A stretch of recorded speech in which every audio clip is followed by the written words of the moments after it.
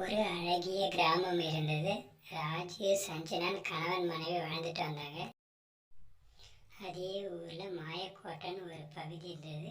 அந்த கோட்டையில் ஏதோ வினோதமாக சத்தம் கேட்குதுன்னு யாரும் அந்த பக்கமே போக மாட்டாங்க.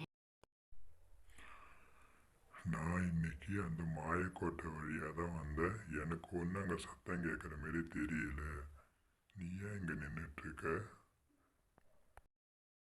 அந்த வழி வராதீங்கன்னு சொன்னால் கேட்டாதானே? உங்களுக்கு ஏதாவது ஒன்று ஆச்சுன்னா யார் நம்ம குடும்பத்தை பார்த்துக்கிறது? என் கோபத்தை கிளப்பாதீங்க. சரி வா, வீட்டுக்கு போகலாம். இனிமேல் நான் அந்த வழி போக மாட்டேன். அங்கே என்ன இருக்குன்னு தெரிஞ்சிக்க மறுநாள் அந்த கோட்டை வழியே வந்தான். இங்கே எந்த சத்தமுமே கேட்கலையே.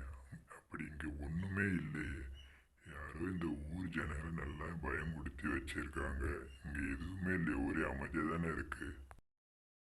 இன்றைக்கும் அந்த கோட்டை வழியாக தான் வந்தேன். அங்கே ஒரு சத்தமும் கேட்கல. அங்கே வேற எதுவும் இருக்கிற மாதிரி எனக்கு எதுவும் தெரியலை. நீங்கள் ஒரு தடவை சொன்னால் கேட்க மாட்டீங்க. நாளைக்கு நானும் உங்கள் கூட அந்த கோட்டைக்கு வரேன், போயிட்டு பார்க்கலாம். இங்கே பாரு, இங்கே ஏதாவது சத்தம் கேட்குதா? எந்த சத்தமுமே கேட்கல. யாரோ இந்த ஊர் ஜனங்களும் பொய் சொல்லி ஏமாற்றி வச்சிருக்காங்க. நீங்கள் சொல்கிற மாதிரி இங்கே ஒரு சத்தமுமே கேட்கல. இங்கே ஒரே அமைதியாக தான் இருக்குது. இந்த கோட்டை பார்க்குறதுக்கு அழகாகவும் இருக்குது.